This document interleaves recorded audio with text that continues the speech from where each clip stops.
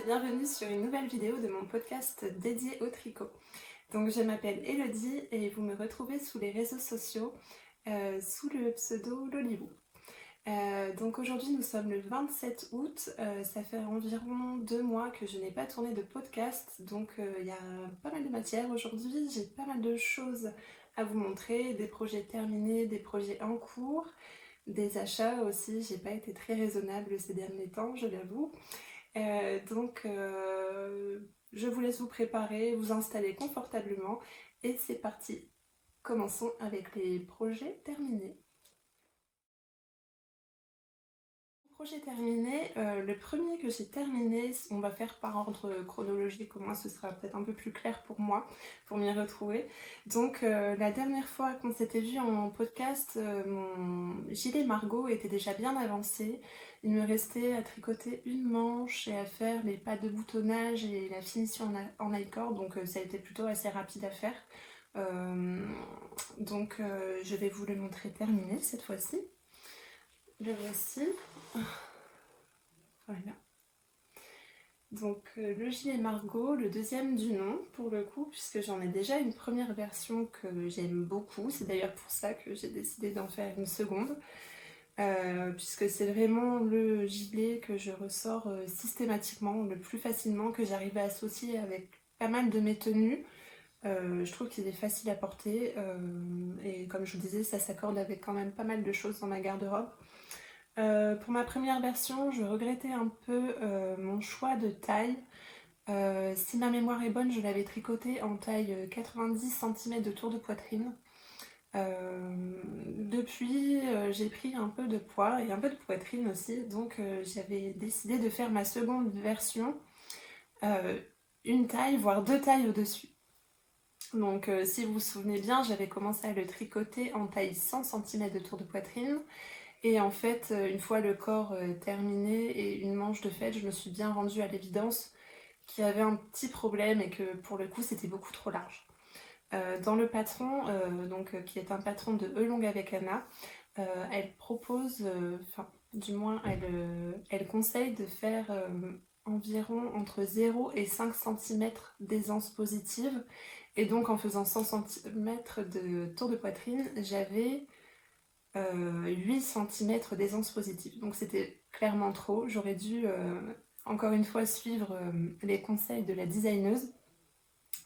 Et donc ce que j'ai fait, je me suis forcée à détricoter tout mon projet. Comme je vous le disais, il était presque terminé, mais bon. J'ai tout détricoté et je l'ai remonté dans la foulée dans une taille, cette fois-ci 95 cm de tour de poitrine. Donc là, pour le coup, j'avais un peu moins de 5 cm d'aisance de tour de poitrine. D'aisance positive, pardon. Donc le voici. Le voici fini. Bloqué. Et je l'ai déjà beaucoup porté, je dois dire, pour les soirées d'été. Même si c'est vrai qu'il a fait quand même pas mal chaud et donc je ne l'ai pas porté autant que j'aurais voulu. C'est pas grave, là, avec le mois de septembre qui approche, je pense que j'aurai beaucoup plus l'occasion de le porter. Donc le voici. Alors pour rappel, c'est un gilet qui se tricote du haut vers le bas. Donc en aller-retour, puisque c'est un gilet. Donc on vient commencer par monter les mailles du dos, des épaules et quelques mailles du devant. Et ensuite on vient tout de suite insérer le raglan fait en dentelle, en jeté. Voilà, les augmentations se font avec les jetés. Et on vient augmenter au niveau de l'encolure petit à petit pour venir refermer l'encolure. Ah, donc après on continue tout en faisant notre début de dentelle à faire nos raglans et ensuite on vient séparer le corps et les manches et vous continuez à tricoter votre corps avec cette dentelle, voilà le nombre de centimètres qui vous convient, puisque pour ma part j'ai rajouté un peu plus de 5 cm par rapport à ce qui est conseillé dans le patron, puisque je suis grande, donc si je me fie aux mesures du patron, je me retrouve avec un gilet qui est beaucoup trop court. Donc c'est l'avantage aussi de pouvoir tricoter ses propres vêtements, c'est de pouvoir adapter les longueurs Et moi, c'est vraiment ce qui fait défaut quand j'achète un vêtement dans le commerce, c'est que c'est souvent au niveau du tour de poitrine, au niveau de la carrure, tout va bien, mais j'ai souvent un problème au niveau de la longueur, et bon, bah, j'arrive à un âge où montrer mon bedon, bah, c'est plus trop mon délire. Voilà. Donc là, l'avantage, c'est qu'on peut faire à la longueur souhaitée. Donc voilà, une fois qu'on vient terminer le corps, on vient faire des finitions en côte torse 1-1. Voilà, ça donne vraiment une jolie finition, je trouve. Ce sont mes côtes préférées. Voilà, et ensuite, une fois qu'on a terminé de tricoter notre corps, on vient récupérer les mailles des manches qu'on avait laissées en attente juste avant. Et bien décidément. Et donc, on vient tricoter nos manches en rond, tout en faisant des diminutions. Alors, attendez, je vais passer la main dedans pour vous montrer un petit peu. Voilà, on vient faire des diminutions tout le long. Ouais, ça va pas être parlant du tout. C'est pas évident de montrer sur le cintre. Enfin voilà, on vient faire des diminutions. J'en ai fait... j'ai fait 2 diminutions de moins que ce qui est prévu dans le patron. Parce que sur ma première version, je trouvais que les manches étaient un peu trop serrées. Alors je sais pas si ça vient de ma façon de tricoter, quand je suis en Magic Loop, j'ai tendance à avoir une tension un petit peu plus forte. Donc voilà, c'était un des points négatifs que j'avais trouvé sur ma première version, donc j'ai voulu faire un peu moins de diminution pour avoir un peu plus d'aisance. Et par exemple pouvoir porter une chemise ou une blouse à manches longues dessous. Parce qu'avec ma première version, c'est vrai que je le porte beaucoup avec des hauts, des tops manches courtes ou des bardeurs, mais moins avec des chemises et des blouses, parce que justement au niveau de la manche, j'ai pas suffisamment d'aisance et donc ça rend pas super. Donc voilà, une fois qu'on a terminé, pareil, on vient faire les finitions en côte 1 torse. Et c'est terminé, on fait la deuxième manche bien sûr, c'est toujours mieux. Et une fois qu'on a terminé de tricoter donc notre corps et nos manches, on vient rattraper les mailles sur le côté de notre dentelle là pour pouvoir... donc on monte... non, on rattrape les mailles et on vient créer nos pattes de boutonnage. Alors pour ma première version, j'avais suivi exactement ce qui était indiqué dans le patron. Donc pour faire les boutonnières, voilà, c'est un jeu de jeté et de diminution juste après. Sauf que là, en fait, j'avais entendu, il me semble que c'était Liz Taylor qui en parlait dans un de ses podcasts. Je sais pas si c'est le dernier ou l'avant-dernier peut-être. Et elle parlait d'une technique qui était utilisée par Andrea Mori, si je me trompe pas. Ou alors Petite Minute, j'ai un doute. Enfin bref, l'une de ces deux designeuses utilise cette technique pour faire les boutonnières. Donc en fait on vient faire une patte de boutonnage pleine sans faire des trous pour les boutonnières. Et on vient les faire après coup. Une fois qu'on a terminé de tricoter, on vient prendre une aiguille et un fil à coudre et créer le petit trou qui nous servira à passer le bouton. Donc là, c'était ma première fois, c'est clairement pas parfait, il va falloir que je perfectionne un petit peu la technique. Mais en tout cas, j'ai trouvé ça vraiment, vraiment bien. Parce que le problème, en fait, avec la technique du jeté-diminution, ça s'adapte pas à tous les boutons. Voilà, si vous avez des boutons qui sont trop petits ou trop gros, ça passera pas forcément. Alors qu'avec cette technique-là, vous pourrez adapter la largeur du trou et vous adapter aux boutons que vous avez choisis pour votre projet. Alors, pour en revenir aux boutons, ce sont des boutons que j'avais achetés sur la boutique en ligne de chez Liz Taylor. Alors, attendez, j'essaie de vous montrer ça d'un peu plus près. Donc, j'espère que vous pourrez voir, ce sont des petits boutons plats, nacrés, avec des petites paillettes. Donc, attendez, je vais me cacher, peut-être que ça fera un peu mieux le focus. Voilà. Donc de très jolis boutons de la boutique Liz Taylor. Là c'est le coloris blanc cassé à paillettes. Voilà. C'est les plus petits boutons qui existent sur la boutique, je crois. Et ils sont absolument parfaits pour ce projet. Justement, je regrettais un peu mon choix de boutons sur mon premier projet. C'était des petits boutons en bois et je les trouvais justement un petit peu trop gros et trop épais pour le gilet en fait, hein. C'est vrai que c'est un joli gilet assez féminin avec de la dentelle, donc c'est assez délicat. Et donc c'est vrai que mon choix de boutons n'était peut-être pas le meilleur à ce moment-là. Mais bon, voilà, c'est chose faite pour ma deuxième version. Alors, pour revenir sur le gilet, j'ai fait une bêtise. Je peux m'en vouloir qu'à moi-même. C'est pas dramatique, ça peut se rattraper. En fait, je voulais faire les manches légèrement plus longues que sur ma première version. En fait, sur ma première version, les manches arrivent là. Donc, c'est pas tout à fait une manche longue, mais pas une manche trois quarts non plus.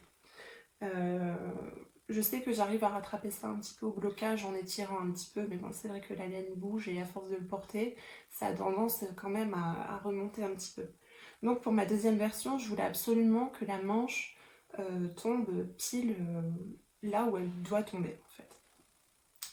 Donc lorsque je tricotais ce modèle, j'avais toujours ma première version à côté et je comparais en fait les longueurs et donc j'ai rajouté 1 ou 2 cm de ce qui manquait sur ma première version. Sauf que je n'avais pas réfléchi à une chose, c'est qu'en faisant ça, je ne prenais pas en compte l'après en fait, au niveau du blocage. Le blocage, surtout quand c'est une laine mérino, ça a tendance un petit peu à s'étirer, à bouger un petit peu. Donc j'avais pas pris ça en compte et donc les 1 ou 2 cm que j'ai fait en supplément sont finalement de trop. Forcément au niveau du blocage ça a pris un petit peu en longueur et donc voilà, ma première version a les manches légèrement trop courtes et ma deuxième version a les manches légèrement trop longues. Si vraiment ça me gêne à l'usage, c'est pas grave, je vais défaire quelques rangs et puis le faire, l'ajuster à la longueur parfaite. Et donc au niveau de la longueur du corps, et bien même erreur, je me suis fiée à ma première version où la longueur était absolument parfaite. Vraiment, je trouvais que la longueur c'était pile poil ce qu'il fallait, c'était pas trop court, pas trop long, ça arrivait au niveau de la ceinture du pantalon. Donc voilà, quand j'ai pris des mesures, et bien au final, voilà, au moment du blocage, ça s'est un petit peu étiré. Donc bon, je me tâte quand même à défaire quelques rangs, mais le problème c'est que si on vient défaire quelques rangs, ça veut dire qu'il faut défaire aussi toutes les pattes de boutonnage, ensuite défaire quelques rangs, puis refaire les côtes un petit peu plus hautes, vous voyez.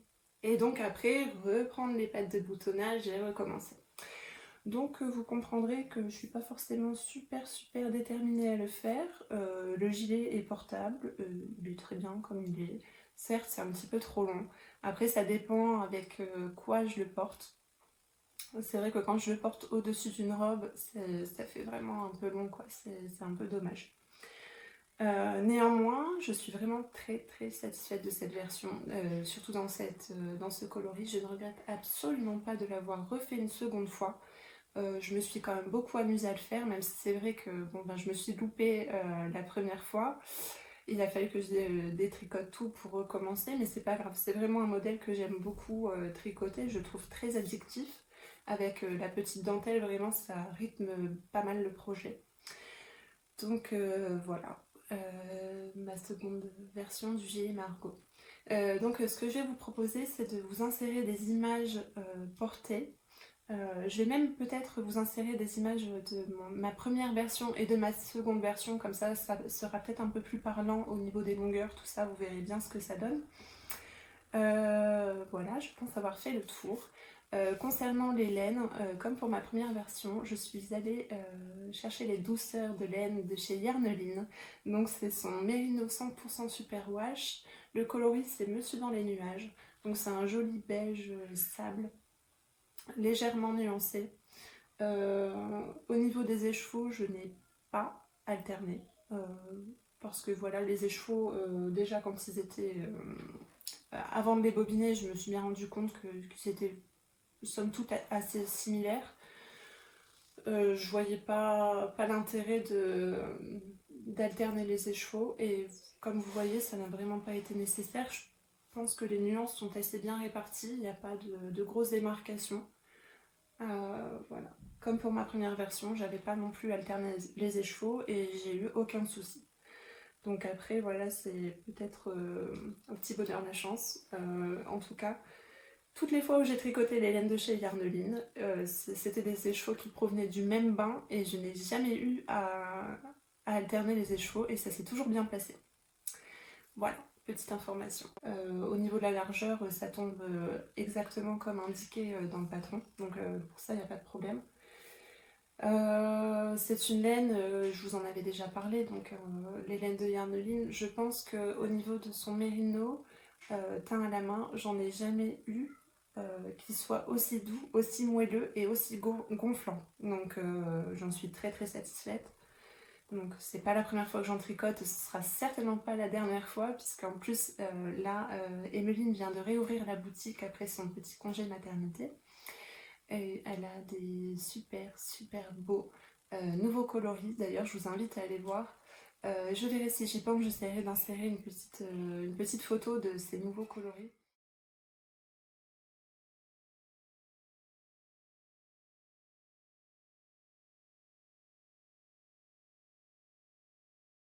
Il y a du kaki, du camel, ocre, vraiment des couleurs absolument parfaites pour cet automne. Donc là, au niveau de mon stash, surtout vu les derniers achats, j'ai pas vraiment besoin d'en acheter, mais en tout cas, je garde ça en tête et le jour où j'aurai besoin de racheter de la laine, eh bien sans doute que j'irai à nouveau chez Yarneline, puisqu'à chaque fois, je suis très satisfaite. Et bien voilà pour ce premier projet. Je regarde mes notes. Donc oui, je l'ai tricoté dans la taille 95 cm de tour de poitrine et en aiguille 3,5. Donc vous voyez, ça donne un tissu qui est très fluide. Pour autant, on ne voit pas forcément le travers. Hein, c'est 3,5. J'aime beaucoup tricoter la fingering en 3,5. Ça donne vraiment un beau drapé. Et voilà, je pense que vous avez compris, je suis absolument satisfaite de ce projet. Et bien maintenant, je vous laisse avec les images des gilets portés. Voilà, donc ça donne ça avec mon gilet Margot. Avec la deuxième version, donc comme vous voyez, elle est un petit peu plus longue que la première version. Donc ça passe encore, hein, je pense pas que ça fasse non plus excessivement trop long. Donc je pense que ça restera comme ça. Voilà. Donc au niveau des nuances, vous voyez, c'est super bien réparti. Hein. Comme je vous le disais, il n'y a aucun problème. Pas besoin d'alterner les écheveaux pour ma part. Et c'est le genre de tenue que je vais adorer associer avec ce genre de chaussures. Et un petit sac à main. Voilà, je trouve que le rendu est plutôt pas mal. Hop, voilà. Donc voilà, j'en suis très contente. Comment tombe ma première version. Donc vous voyez qu'elle est un peu plus courte que la seconde. Par contre, elle est un peu plus étroite aussi. Donc si je veux venir fermer les boutonnières, ça a tendance à tirer un petit peu. Je trouve pas ça des plus jolis. Donc je préfère le porter comme ça, ouvert. Ça va être typiquement le gilet que je vais porter en début d'automne. Je trouve que le coloris s'y prête bien. J'aime beaucoup l'associer avec ce genre de petites bottines. Voilà. Et puis pareil, mon sac à main camel que je ressors tout le temps. Pareil, hein, j'ai pas alterné les écheveaux non plus pour ce projet. Et c'est parfait. Il n'y a pas de démarcation, c'est bien fondu. Et encore là, vous voyez à l'écran un peu plus contrasté, notamment là, on ne voit pas autant en vrai. Mais vraiment, j'ai absolument rien à dire de cette laine, mis à part que je l'adore. Voilà. Et bien voilà, passons au second projet terminé. Alors, encore une fois, vous en avez eu un aperçu lors du dernier épisode, c'est mon top Colocasia de Marie-Amélie Design, qui est tiré du livre, alors que je vous montre, qui est tiré du livre Ensemble, donc c'est cette version-ci que j'ai faite, donc la version top. Je l'avais commencé donc lors du dernier épisode, j'en étais arrivée à peut-être à la séparation des manches et du corps, je ne sais plus exactement. En tout cas, il n'était pas trop avancé non plus. Je crois que j'en étais à peu près là la dernière fois que je vous l'ai montré. Donc je vous le montre en entier, le voici. Voilà. Donc comme vous verrez, j'ai pas fait preuve d'originalité au niveau de la couleur. J'ai fait comme Pascal. Et vraiment je regrette pas. Autant j'avais dit il y a quelques épisodes de ça, non plus jamais je tricote de couleur blanc ou trop clair, parce que c'est vrai que j'ai tendance à me tacher facilement, je suis un peu Miss Catastrophe, donc c'était pas forcément la bonne option pour moi de prendre des coloris clairs, mais c'est vrai que quand j'ai vu la version de Pascal, j'ai eu un coup de cœur absolu et je ne le voyais que dans cette couleur. Donc j'essaie d'y faire attention. Pour le moment, il n'y a pas d'accident, tout va bien. Voilà. Alors, pour reprendre un peu au niveau de la construction, encore une fois, c'est un modèle qui se tricote de haut en bas. Donc on vient commencer par monter le dos, enfin un premier demi-dos.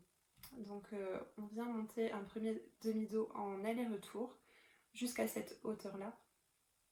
Et puis on vient faire la même chose avec le deuxième demi-dos.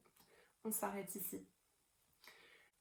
Une fois qu'on a nos deux demi-dos de fait, on vient les rejoindre ensemble, ici. Et on vient tricoter jusqu'au niveau des emmanchures. Une fois qu'on a fait ça, on laisse en attente et on passe au devant. On vient faire la même chose, on vient récupérer les mailles qu'on avait montées pour le dos. Donc on vient rattraper nos mailles pour pouvoir créer un premier demi-devant. Donc pareil, on vient tricoter jusqu'ici, on vient faire la même chose de l'autre côté. Et puis ensuite on vient rejoindre et tricoter quelques centimètres jusqu'à arriver à la hauteur de l'emmanche. Arrivé à ce moment-là, on vient reprendre toutes nos mailles sur un seul et même câble et on vient tricoter en rond le reste. Voilà. Donc tout le reste du corps se tricote en rond. Alors, il n'y a pas vraiment de difficulté particulière dans ce modèle. Je pense qu'il faut être un petit peu attentif au démarrage pour bien comprendre au niveau de la dentelle. Moi-même j'ai fait une erreur, je m'en suis rendu compte après coup. J'ai pas eu la foi de détricoter, et puis bon, ma foi, c'est une petite erreur, c'est pas méchant. Je pense que les tricoteuses qui ont un œil, qui ont l'œil, le verront, mais vous voyez, il y a une petite erreur à ce niveau-là dans la dentelle. Ma foi, de toute façon, c'est dans le dos, la plupart du temps j'ai des cheveux dessus, donc ça se voit même pas.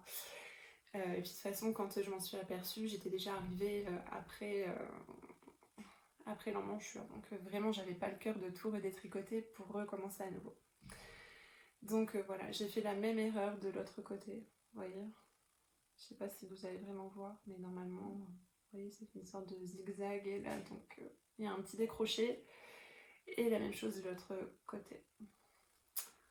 C'est pas grave. Moi, ça m'empêche pas de dormir. J'espère qu'il en sera de même pour vous. Oui, au niveau du démarrage, il faut être un peu attentif à la dentelle. Ma foi, c'est une dentelle quand même qui se retient assez simplement, assez facilement. C'est juste que j'étais pas forcément dans un bon mood à ce moment-là. J'étais sûrement fatiguée, donc j'ai fait une erreur une bête erreur d'inattention. C'est pas grave. Comme vous le voyez, vous avez et un panneau de dentelle sur le devant et qui vient entourer tout le col. Vous avez la même chose dans le dos, donc un joli panneau de dentelle. Et sur les côtés également. De chaque côté, vous avez également ce panneau de dentelle. Oui, au niveau des techniques, bon, il n'y a rien de compliqué, hein. À partir du moment où vous savez tricoter à l'endroit, à l'envers, où vous savez faire des rangs raccourcis à l'allemande. Et puis au niveau de la dentelle, c'est tout simple, hein, c'est jeter, GGT, maille ensemble. Il n'y a pas de grosses difficultés. Si vous n'avez jamais fait de dentelle, c'est pas inaccessible pour vous. C'est une question de concentration, je pense. Donc c'est un modèle que je trouve accessible, même aux débutantes. Après, grande débutante peut-être pas, mais si vous avez déjà 1 ou 2 projets d'expérience, ça devrait le faire. Donc en tout cas, j'en suis vraiment très très très contente. Je n'ai pas beaucoup de tops tricotés main. Avant de faire celui-là, j'en avais qu'un seul. Et j'en suis vraiment vraiment très très contente parce que je le porte très facilement. Pareil, j'arrive à l'associer avec plein de choses, hein, surtout au niveau de la couleur. Enfin, vous pouvez le mettre avec tout et n'importe quoi. Du noir, du kaki, du bleu, du vert, tout ce que vous voulez. Au niveau de toute l'encolure, en fait, en même temps qu'on vient tricoter, et pareil aussi au niveau des emmanchures, quand on tricote, en fait, on vient former un I-cord en même temps.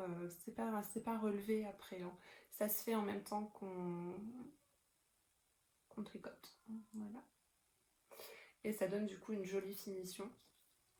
Et pas besoin de relever les mailles à la fin, puisque tout est fait au fur et à mesure. Et ça, c'est super chouette. Voilà, je pense que je vous ai à peu près tout dit sur ce modèle. De toute façon, je vous en avais pas mal parlé la dernière fois. Pour le moment, le modèle, vous ne pouvez le trouver que dans le livre Ensemble, donc de Marie-Amélie. Après, voilà, je pense que pour l'été prochain, vous pourrez le trouver en patron seul sur Ravelry, si vraiment vous n'avez pas envie d'acheter le livre, ce que je peux comprendre tout à fait.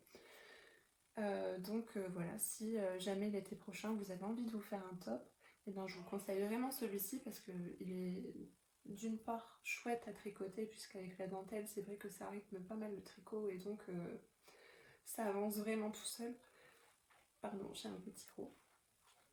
Ça avance vraiment tout seul et puis ben voilà, c'est vrai que après au niveau du choix de fil, vous pourrez assez facilement le porter à la belle saison. Donc en parlant de fil, je vais quand même poser ça. Pareil, je vous mettrai des images à la fin pour vous le montrer porté. Parce que là, c'est vrai qu'il fait un peu chaud dans la pièce et j'ai pas vraiment le cœur de me changer, me rechanger. Je vous ferai ça plus tranquillement après, ce sera beaucoup plus parlant pour vous. Au moins, j'aurai un peu plus de recul derrière la caméra pour pouvoir vous montrer le vêtement correctement. Alors, je cherche. Bon. Alors, je l'ai faite dans cette laine, qui est une laine 50% coton, 50% laine vierge. Donc, il y a la Merci de chez Filcolana. Alors là, ce sont des pelotes de 50 grammes pour 200 mètres. Donc, c'est un équivalent à de la fingering. Même si je trouve qu'elle est un peu fine. C'est une fingering qui est assez fine. Donc, bon, bah, ma foi, pour la belle saison, c'est plutôt chouette. Au moins, ça reste léger. Et elle a un très joli drapé d'ailleurs. Donc, c'est la même laine que j'avais utilisée pour faire mon rosati de Longue avec Anna. J'avais vraiment eu un beau coup de cœur pour cette laine. Encore merci Anna de me l'avoir fait découvrir. C'est vraiment une très belle découverte. Donc, au niveau du modèle, je vous ai pas dit, j'ai tricoté la taille 110 cm de tour de poitrine parce que voilà, je voulais quelque chose d'assez ample, assez fluide. Voilà, quelque chose qui ne soit pas trop près du corps parce que bon, c'est vrai qu'en été, on aime quand ça respire un petit peu, n'est-ce pas? Et vraiment, j'avais peur que ça me tienne trop chaud si c'était un peu plus proche du corps. Donc j'ai choisi de faire la taille 110 cm et j'ai utilisé des aiguilles 3,25. Mon échantillon était bon avec des 3,25. Au niveau du coloris, c'est le blanc cassé, donc le coloris 101. J'en avais commandé, je crois, 5 ou 6 pelotes. Au final, j'en ai utilisé que 4. 4 ont été suffisantes pour le réaliser, donc au niveau du prix, on s'en tire vraiment très bien, puisque les pelotes, je crois, sont à moins de 5 euros. Donc voilà, mon projet m'est revenu à 20 euros. Voilà. Donc pour 20 euros, j'ai réussi à me tricoter ce joli top. Voilà pour le top Colocasia donc de Marie-Amélie Design. Et donc voilà le résultat porté de mon top Colocasia. Donc avec la dentelle sur le côté et dans le dos. Voilà. J'ai déjà tenté, au début, la première fois que je l'ai mis, je l'ai porté avec un soutien-gorge blanc. Ma foi, je trouve que c'est quand même moins discret qu'avec un soutien-gorge nude comme ici. On le voit quand même, mais bon, ça va, c'est pas indécent. Donc voilà, j'en suis vraiment hyper ravie de ce top. Et bien, passons maintenant au projet suivant. Donc encore un projet terminé.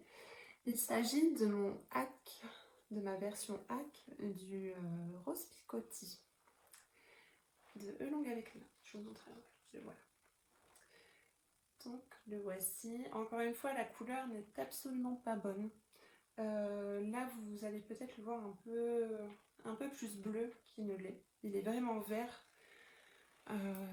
Est-ce qu'en vous montrant ça, ça irait mieux sur le fond blanc? C'est pas la même chose en vrai. Il est plus peps en vrai. Bref. Alors, le voici, le hack du Rose Picot. Alors, si vous vous souvenez bien, ça devait être lors de mon premier épisode de podcast, je vous présentais celui-ci. Donc, ma première version du Rose Picot que j'avais faite donc l'année passée. J'avais envie de me refaire la même chose. En fait, ce que je regrettais dans cette version-ci, c'était mon choix de laine. Voilà, je l'avais fait en 80% mérino et 20% nylon. Pour la pleine saison, c'est trop chaud. Pour la mi-saison, c'est mieux. Mais donc, ça laisse un peu moins de temps pour pouvoir le porter. Et il n'y a pas porter du nylon à même le corps. J'ai un peu du mal. Ça a tendance à me picoter un petit peu. Vraiment, je suis sensible au nylon. Je suis plus coton ou laine, nylon, j'ai un peu plus de mal. Donc, je ne le porte pas beaucoup. Pourtant, je le trouve vraiment très beau. J'aime beaucoup la couleur. Je l'avais faite pareil dans une laine de chez Yarneline. Le coloriste est Madame Radieuse, je crois. Donc, j'ai repris mes notes du Rose Picot. J'ai refait exactement la même taille. Au niveau de l'échantillon, on n'était pas trop mal.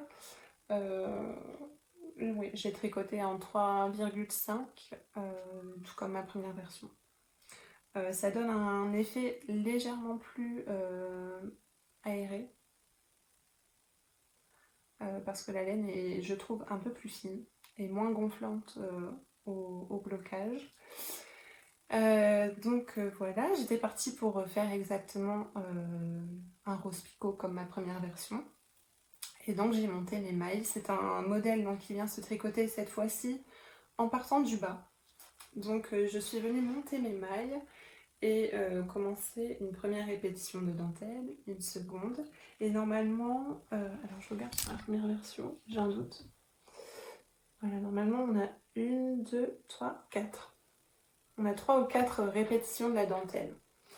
Et donc je fais ma première répétition, ma deuxième, ma troisième, ma quatrième. Et je n'arrive pas à m'arrêter et je continue. Et je me suis dit, bah écoute, ça t'amuse de faire ça, alors continue et puis tu verras bien où tu iras. Autant s'amuser. Donc voilà, j'ai continué jusqu'à arriver à une hauteur environ sous la poitrine. Donc je me suis arrêtée sous la poitrine, sous le soutien-gorge. Et à partir de ce moment-là, j'ai tricoté en jersey en rond. Donc vous avez pareil dans le dos, j'ai arrêté la dentelle, j'ai tricoté le jersey en rond. Donc je n'ai pas continué la dentelle dans le dos parce que je ne voulais pas que l'élastique du soutien-gorge se voit. Donc j'ai préféré stopper la dentelle au même moment que sur le devant. Voilà ce que j'ai fait. Ensuite, j'ai mis mon projet en pause parce que je ne savais pas si je voulais faire comme ma première version, enfin comme la version originale, en version manche courte ou en version top débardeur. Et finalement, je me suis dit que je n'avais pas de débardeur fait main, que ça pourrait être rigolo d'en faire un. Donc, je me suis lancée, j'ai tenté de le faire. Donc pour ce faire, comme je vous disais, j'ai continué à tricoter en rond jusqu'à arriver à cette hauteur-là dans le dos, donc au-dessus de l'élastique de mon soutien-gorge. Je me suis arrêtée. Et je suis venue placer des anneaux marqueurs au niveau pour venir placer mes bretelles. Donc je me suis fiée à un débardeur que j'avais à la maison, vraiment tout simple. Au niveau des tailles, ça avait l'air de correspondre, enfin au niveau du tour de poitrine, ça avait l'air de correspondre, donc je me suis basée sur ça pour pouvoir déterminer où j'allais placer mes bretelles. Donc voilà, je suis venue placer mes marqueurs, et c'est là que j'ai commencé à tricoter en rang raccourci, puisque je voulais que le haut soit plus haut pour couvrir bien la poitrine, et l'arrière un peu plus bas pour avoir un joli dos nu qui couvre quand même l'élastique du soutien-gorge. J'espère que vous me suivez. Donc je suis venue tricoter en rang raccourci. En fait, je suis partie de la première bretelle du dos et je tricotais en rang raccourci jusqu'à cette bretelle-ci. Et puis je repartais dans l'autre sens et en rang raccourci jusqu'à arriver à la hauteur souhaitée pour que ça couvre suffisamment la poitrine. Une fois que je suis arrivée à la hauteur désirée pour couvrir la poitrine, eh bien je suis venue... Qu'est-ce que j'ai fait? Non, je n'ai pas rabattu mes mailles, je suis venue faire un nail cord pour avoir une finition un peu plus propre, pour ne pas que ça roulotte trop puisque c'est du jersey. Donc je suis venue faire une petite finition nail cord à 3 brins. Et une fois que j'avais fait le tour, c'est là que je suis venue, j'ai remonté au niveau de mes marqueurs que j'avais placés auparavant, je suis venue remonter 5 mailles pour tricoter les lanières de mon débardeur. Et donc cette fois-ci ce n'est pas avec 3 brins mais avec 5 brins, parce que je voulais quand même que ce soit assez costaud. Et puis ça va, ça me paraît pas trop épais non plus. Donc voilà pour ce top. Je le tiens à l'envers. Voilà. Et voilà. Donc je me suis beaucoup amusée à le faire. Je n'ai pas pris de notes. Après voilà, je pense que j'arrive à relire quand même mon tricot assez facilement. J'ai pas non plus cherché trop compliqué. S'il y a quelque chose que je regrette dans le rendu final, en fait une fois que j'ai terminé le tricot et que je l'ai essayé, ça tombait bien. Les bretelles tombaient juste au niveau de mes bretelles de soutien-gorge, donc c'est ce que je voulais. Au niveau de l'ampleur, enfin de l'aisance, j'étais bien dedans. Je sentais que c'était pas trop proche du corps, mais c'était pas trop lâche non plus. Et donc, eh bien, je suis venue le bloquer. Et là, déception, puisqu'en fait, pareil, en fait, la laine, la Filcolana, la Merci de Filcolana, si vous la tricotez, vraiment, je vous conseille vraiment de faire un échantillon parce que ça bouge énormément au blocage. Alors vous allez voir, quand vous bloquez votre échantillon, ça a tendance à pas mal s'étaler et une fois que ça sèche, en fait, ça vient se rétracter un petit peu. Mais ça bouge quand même par rapport au résultat qu'on avait avant le blocage. Donc ce qui fait que je me retrouve avec un top qui est légèrement trop ample au niveau de la poitrine en fait. J'ai un peu trop de tissu sous les bras et dans le dos, ce qui donne, ça fait un peu, ça flotte un petit peu en fait dans le dos. Ce que je me dis, c'est que si je devais le refaire, je pense que là, au lieu de faire du jersey, je viendrais peut-être faire des côtes. Comme ça viendrait un peu resserrer le dos, sans faire justement cet effet-là, où ça baille un petit peu. Je pense qu'en faisant des côtes, ça pourrait arranger un peu le truc. Sinon, l'une d'entre vous m'a soufflé l'idée, alors mince, je me souviens plus de ton pseudo. Mais j'ai trouvé l'idée vraiment géniale, c'est de faire des fronces sous les bras. Voilà, pour venir un petit peu resserrer le tissu sans que ça se voie trop. Donc venir créer des fronces ici pour justement pour rattraper un petit peu le problème. Avec la dentelle, c'est bien respirant. C'est pas indécent non plus, puisque bon, voilà, à ce niveau-là, c'est quand même bien couvert au niveau de la poitrine. Je suis pas forcément des plus à l'aise à montrer mon ventre et je trouve qu'on ne voit pas trop. Enfin, on distingue légèrement au travers la dentelle, mais c'est pas non plus indécent. Je pourrais facilement le mettre pour sortir, pour aller me balader. Donc je pense que j'en ai fait le tour. Si je viens à faire la petite modification, la petite fronce, je vous montrerai le résultat avant-après. On verra. Peut-être que là pour cet été, je pense qu'il terminera la saison comme il est. Et puis si l'été prochain ça me prend, et bien à ce moment-là, je ferai peut-être des petites fronces pour venir resserrer le tout. Donc eh bien, je vous laisse avec les images du petit top de mon hack du rose picotti porté. Et donc voici ce que ça donne une fois porté.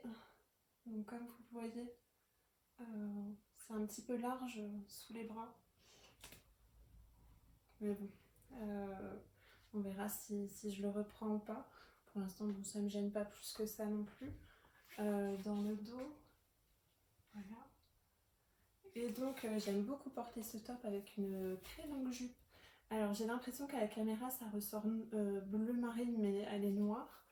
Donc c'est une très longue jupe qui vient jusqu'aux chevilles. Aussi régulièrement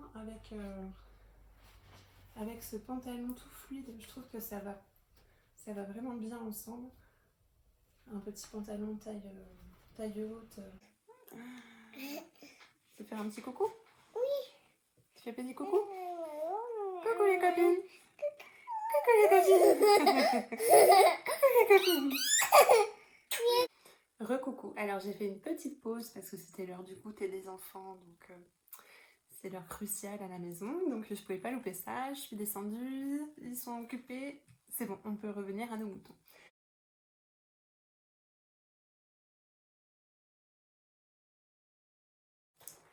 Alors, un projet en cours, j'ai toujours mon pull Paris-Brest qui n'a absolument pas bougé de son sac à projet depuis la dernière fois où je vous l'ai montré.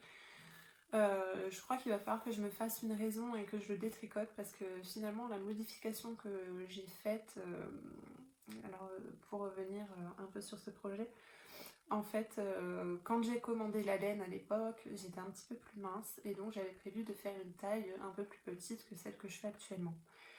Donc quand j'ai monté mon projet, je me suis vite rendu compte que j'allais manquer de couleurs contrastantes surtout. Et donc j'ai décidé de réduire l'épaisseur des rayures. Voilà, maintenant que j'ai terminé le corps, c'est un pull qui se construit en bottom-up. Donc j'ai tricoté à peu près jusqu'aux emmanchures. Et je dois me rendre à l'évidence que ça me plaît pas plus que ça. Il y a deux raisons. Le fait que j'ai pas fait les rayures de la même épaisseur que le modèle proposé par Lolita. Et aussi ma laine principale qui est un coloris non teint que j'avais acheté chez Laine Amourée, donc c'était belle au naturel. Malheureusement, en fait, les pelotes que j'ai reçues, je les trouve un peu trop jaunes. Alors je sais pas si actuellement c'est toujours le cas. Moi, il faut savoir que j'avais acheté le pull à l'époque où il est sorti, enfin le kit chez Laine Amourée à l'époque où le pull est sorti. Peut-être que ce coloris-là maintenant ressort un peu moins jaune, ou alors ça va dépendre peut-être du fournisseur, enfin je sais pas trop comment ça se passe. Somme toute, moi je me suis retrouvée avec des échos un peu trop jaunes à mon goût. Donc je crois que c'est ça qui me bloque aussi un petit peu. Donc je pense toujours que je ferai ce pull. Bon bah là je me fais une raison. On va arriver à l'automne. J'ai pas plus envie que ça de le détricoter tout de suite et de le refaire. Au niveau des coloris, je tenterai bien encore une fois de repartir sur le caramel au beurre salé que j'aime beaucoup, mais changer la couleur principale. Alors, pourquoi pas peut-être passer sur une couleur principale caramel et un contrastant thé belle au naturel. Pour le coup, on verrait un peu moins cet aspect jaune. Ça me dérangerait moins, je pense. Mais bon, pour le coup, là, j'ai pas la laine, j'ai pas ce qu'il me faut en stock. puisque j'ai pas suffisamment de caramel au beurre salé. Voilà, donc je ne vous montre pas puisque il n'a pas avancé et il finira probablement détricoté, donc il n'y a pas d'intérêt à vous le remontrer maintenant. Donc le projet suivant que je vais vous présenter, je vais pas pouvoir vous en montrer grand chose puisque je viens de le monter, pardon, je viens de le monter seulement hier soir, donc c'est vraiment un tout petit début de projet. C'est le Whitmore Sweater de Emmy Loden, je vais vous en montrer une photo.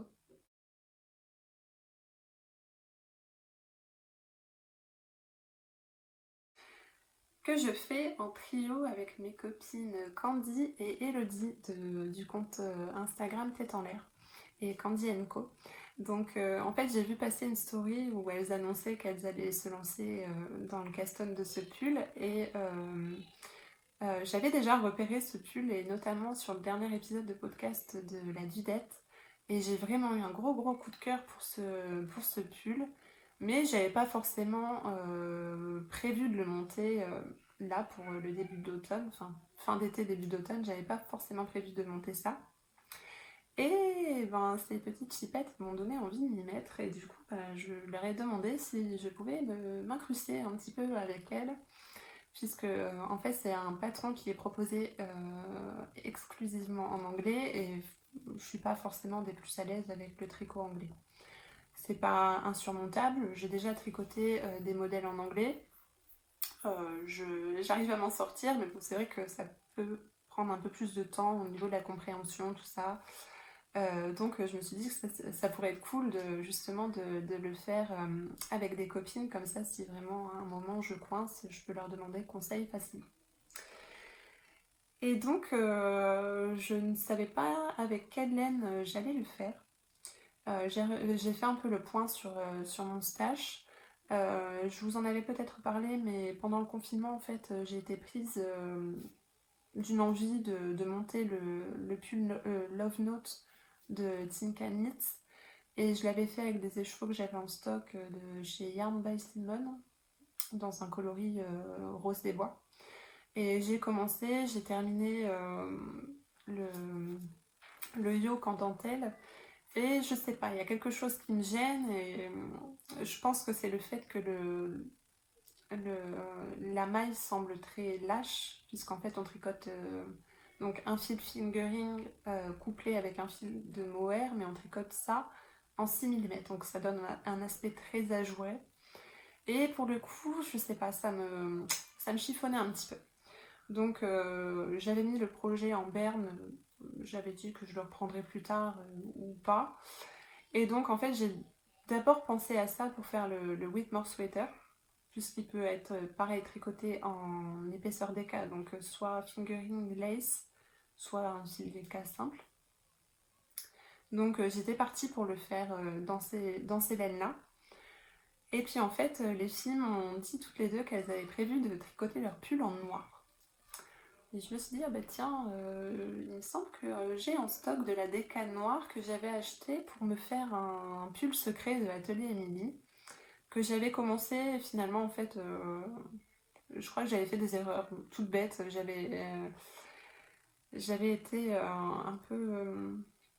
Enfin, j'étais pas dans le patron et du coup en fait j'ai fait des petites erreurs au début, donc bon, bah, j'avais pas grand chose, hein, j'avais pas terminé les raglan.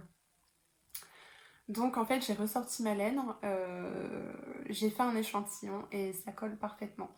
Donc plutôt que de faire un pull secret, et ben, ce sera un pull Whitmore. Comme ça on aura un trio de pulls noirs et qu'on va tricoter ensemble et je trouve ça super cool. Au moins on pourra vous montrer le résultat ben, quand on aura fini toutes les trois. Donc bon, je peux vous montrer un peu le début de mon pull, hein. Il n'y a pas grand chose à en montrer, j'ai juste monté le col. D'ailleurs, en fait, j'étais tellement prise dans ma série hier soir qu'au lieu de monter 4 cm de côte 1-1, j'en ai monté 5. J'ai peur de me retrouver avec un pull qui monte trop au niveau du cou, donc bon, bah, je vais reprendre ça et puis bien respecter le patron en faisant 4 cm et non pas 5 cm. Donc voilà, je vais juste retirer 1 cm de côte et repartir. Donc voilà, il n'y a pas grand chose à vous en montrer pour le moment. Par contre, je peux vous parler de la laine. Alors, je cherche mon étiquette. Donc la voici, la voilà. Donc ce sont des laines que j'avais achetées lors d'un déstockage dans une boutique. Si je ne me trompe pas, c'est la boutique du chat qui pelote. C'est peut-être autre chose. Ça remonte à quelques temps déjà, donc je me trompe peut-être. Mais ça faisait longtemps en fait que j'avais envie de tester les laines de textile de la marque. Et donc là en fait, comme c'était un déstockage, il restait pas forcément énormément de quantité ou pas forcément les couleurs que j'appréciais. Et donc en fait, au niveau des quantités qu'il me fallait, il restait une seule couleur, c'était le noir, dans la qualité laine, soie et cachemire, qui est la qualité Bella.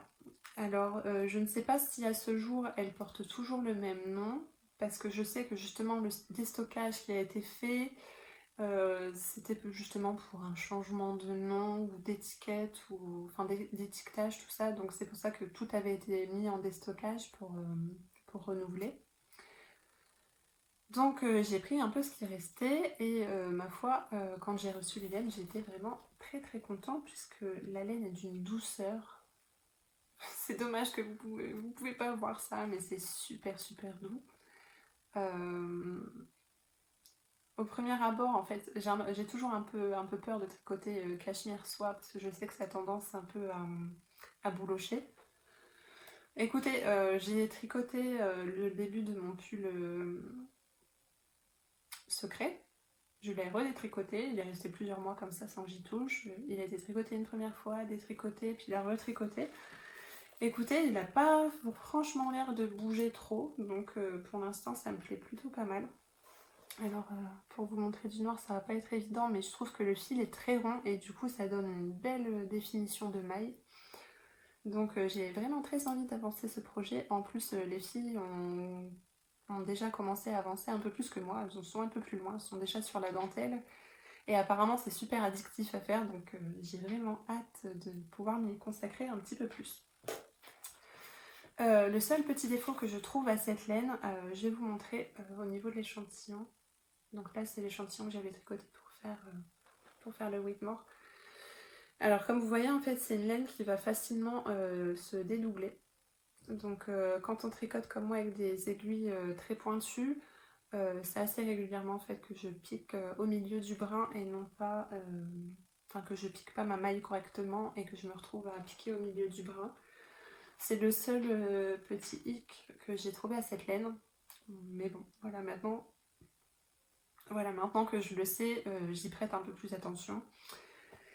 Et voilà. Mais bon, c'est vrai que tricoter un fil noir avec une laine qui se dédouble, c'est parfois un petit peu... Mais en tout cas, j'ai hâte de voir le résultat final de ce pull parce que c'est vraiment un très joli modèle. Et je pense que ça fera un joli basique en noir. Ça fera quelque chose de très élégant, très féminin. Donc j'ai hâte d'avancer ce petit projet.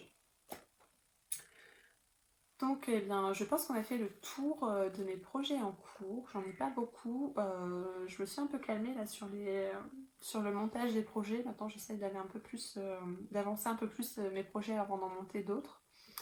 Mais bon, ça c'est par phase, hein, ça dépend. Là, sachant qu'avec la rentrée qui approche, j'aurai probablement un peu plus de temps à consacrer au tricot. Il n'est pas impossible que je sois reprise d'une castonne aiguë, d'une castonite aiguë. On verra bien, je me mets pas la pression, ça avance comme ça avance. Donc la partie projet en cours est terminée. Je voulais faire une petite parenthèse pour vous parler de ce livre. En fait, il y a quelques jours, L'Eau Demoiselle, qui est donc une podcasteuse YouTube également, en a parlé, on a fait une revue complète. D'ailleurs, je vous invite à aller voir sa vidéo si vous ne connaissez pas ce livre. C'est vraiment très très détaillé, très bien expliqué. En fait, quand j'ai vu cette vidéo, j'ai eu envie de la regarder. Non pas pour en savoir plus, puisqu'en fait le livre, je l'ai déjà en ma possession depuis 2 ans maintenant. Sauf qu'en fait je l'ai, mais je n'ai toujours rien noté dedans. Pourquoi? Parce que en fait ça m'embête de devoir l'abîmer. c'est tellement un bel ouvrage que j'ai eu envie de le garder précieusement pour le moment où je sentais mon niveau tricot un peu plus évoluer et puis aussi le moment où,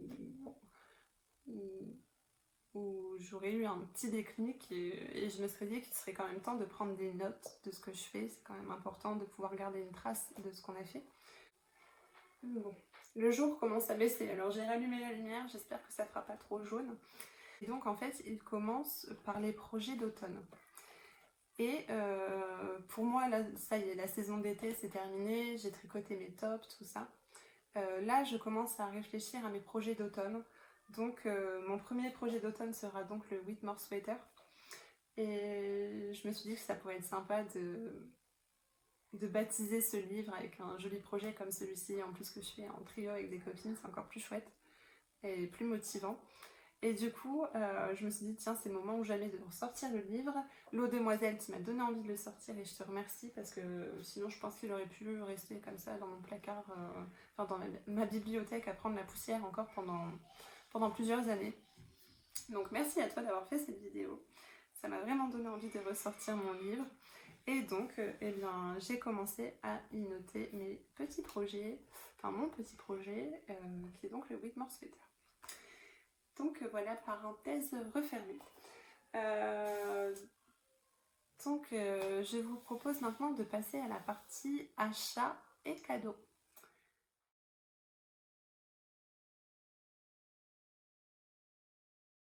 Vous le savez peut-être, le mois d'août, en fait, c'est le mois de mon anniversaire.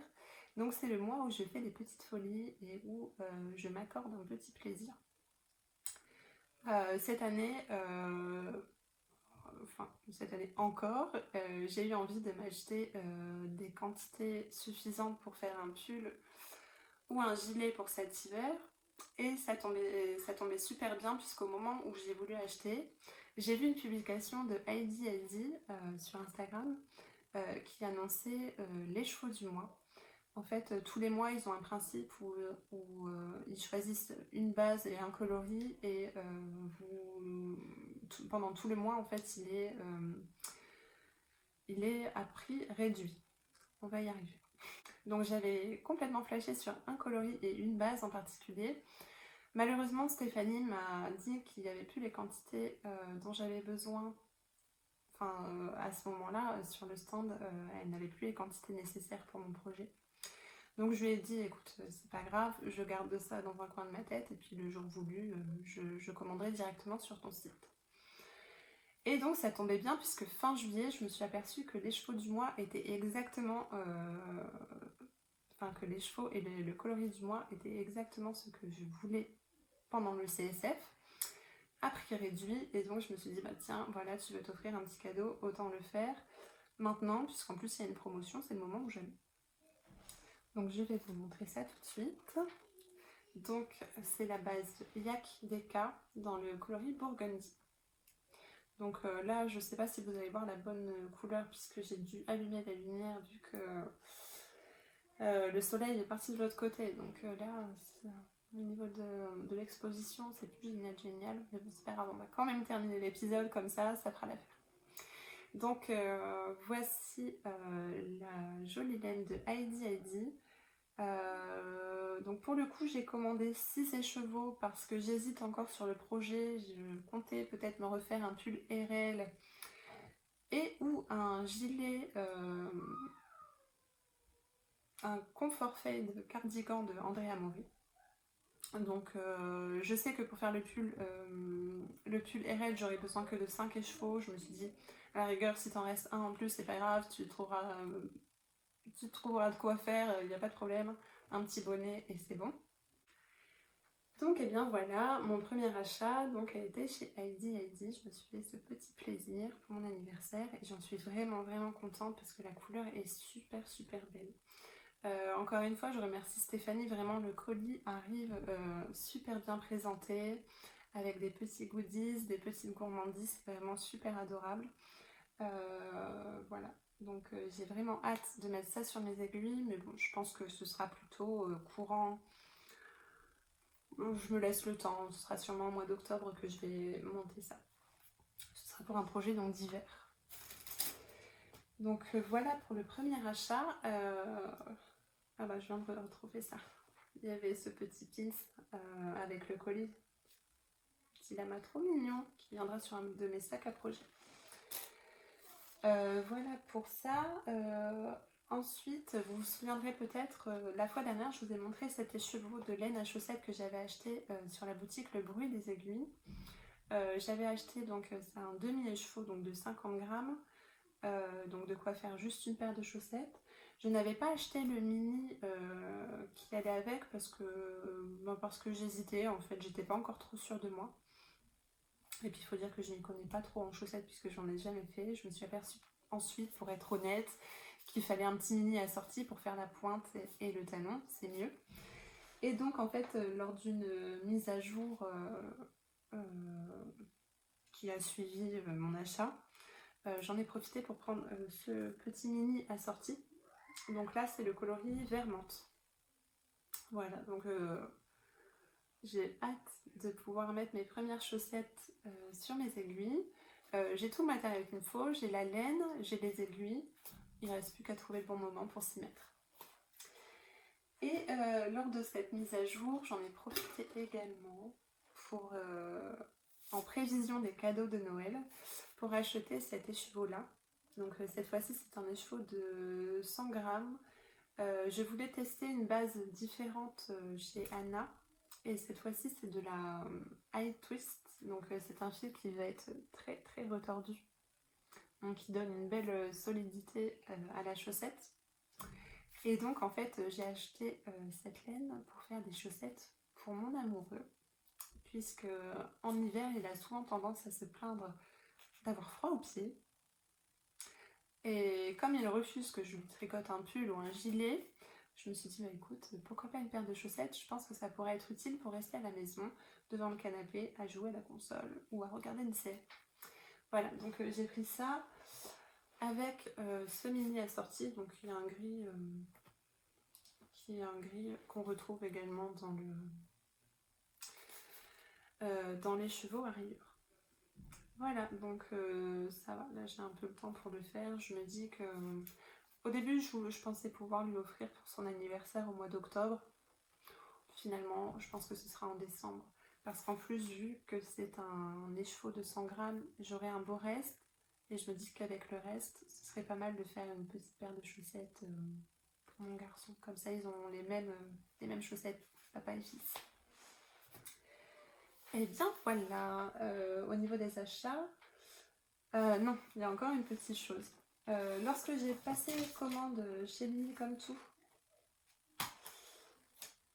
alors quand j'ai passé commande la dernière fois chez Lily Comme Tout pour acheter ces 3 pelotes de crème queue grises, cette fois pour refaire de la layette, j'en ai profité également pour me commander des bloqueurs chaussettes.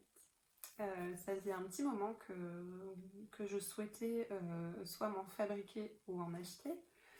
Et puis en fait, en voyant ce modèle chez Lily Comme Tout, j'ai complètement craqué. Je le trouve vraiment super beau. Donc voilà, j'ai acheté mes bloqueurs à chaussettes. Comme je vous disais, je suis vraiment équipée. J'ai la laine, j'ai les aiguilles, j'ai les bloqueurs à chaussettes. Il n'y a plus qu'à s'y mettre. Au niveau de la taille, j'ai pris donc la taille L, puisque vous ne le savez peut-être pas, mais j'ai un très grand pied. Et oui, on n'est pas tous bien lotis. Et donc, au niveau de mes achats, c'est terminé. Par contre, en fait... Et donc, avant de clôturer ce podcast, je voulais aussi vous montrer un petit cadeau, enfin un gros cadeau que j'ai eu pour mon anniversaire de la part de ma sœur, qui est cette magnifique pochette à aiguille de chez Indigo Textile et Cuir. Donc, je vous ai parlé de la marque notamment pendant le concours que j'ai organisé le mois passé. Et dans cette vidéo, je disais que voilà, j'envisageais d'investir dans une bonne pochette à aiguille et que j'irais sûrement la chercher chez Estelle. Et ma coquine de sœur, en fait, a regardé cette vidéo, m'a entendu dire ça, et du coup, ça lui a donné l'idée de mon cadeau d'anniversaire, et elle m'a donc acheté cette magnifique pochette à aiguille. Alors, je vais vous la montrer ouverte. Voilà. Je vous montre la carte si vous voulez aller voir sa boutique. Donc vous pouvez la retrouver sur Etsy, sur Instagram aussi. Donc voilà la pochette, elle se présente comme ça. On peut l'ouvrir avec une pression. Et donc à l'intérieur, une fois déplié, vous voyez, on a quand même bien de quoi y ranger plein de choses. Donc là, j'ai mon kit d'aiguilles Aya Sharp. Vous voyez, les pointes sont protégées, comme ça, elles ne se sauvent pas. Ça, c'est super intelligent, je trouve. Dans la pochette, juste en dessous, je suis venue ranger mes tout petits câbles pour les manches. Pour l'instant, j'en possède pas énormément, mais il y a bien de quoi en racheter. J'ai bien la place pour les ranger, du coup. Donc voilà, j'ai également ma petite paire de ciseaux qui est rangée là. Ici au milieu, on a un système avec des pressions pour venir y ranger nos câbles ou nos aiguilles fixes pour le coup. Normalement c'est dédié pour les câbles là, mais moi j'ai quand même 2 paires d'aiguilles fixes. Non, j'en ai même plus que ça. Enfin là pour le coup j'en ai 2 rangés là et ça passe sans problème. Ici j'ai tous mes câbles Aya qui sont rangés là. Au moins tout est au même endroit. Plus besoin de chercher partout. Et puis là j'ai encore bien de la place. Pour le coup là je suis juste venue glisser des petites aiguilles à torsade parce que je savais pas trop où les ranger. J'en ai pas forcément l'utilité très souvent, mais bon, c'est bien de les avoir sous la main c'est bien de les avoir sous la main justement pour le cas où j'en aurais besoin. Donc et bien voilà les magnifiques pochettes aiguilles de chez Estelle. Donc vous verrez, les finitions sont absolument parfaites. Le cuir est magnifique, c'est un cuir imprimé avec des petites fleurs. Alors là je sais pas si vous allez voir la bonne couleur, mais c'est un bleu très pâle avec des... J'ai encore une coupure, je ne sais pas où ça s'est arrêté. Mais bon, je pense qu'on a fait à peu près le tour de... Je pense que j'ai fait à peu près le tour de tout ce que je voulais vous montrer aujourd'hui. J'espère que cet épisode vous aura plu. N'hésitez pas à me laisser un petit pouce en l'air et puis à commenter si l'envie vous dit. Je vous dis à tout bientôt. En attendant, prenez bien soin de vous. Bonne rentrée à ceux et celles pour qui c'est la rentrée. Bonnes vacances à ceux qui auront la chance de partir au mois de septembre. Et d'ici la prochaine fois, je vous dis à bientôt. Prenez soin de vous et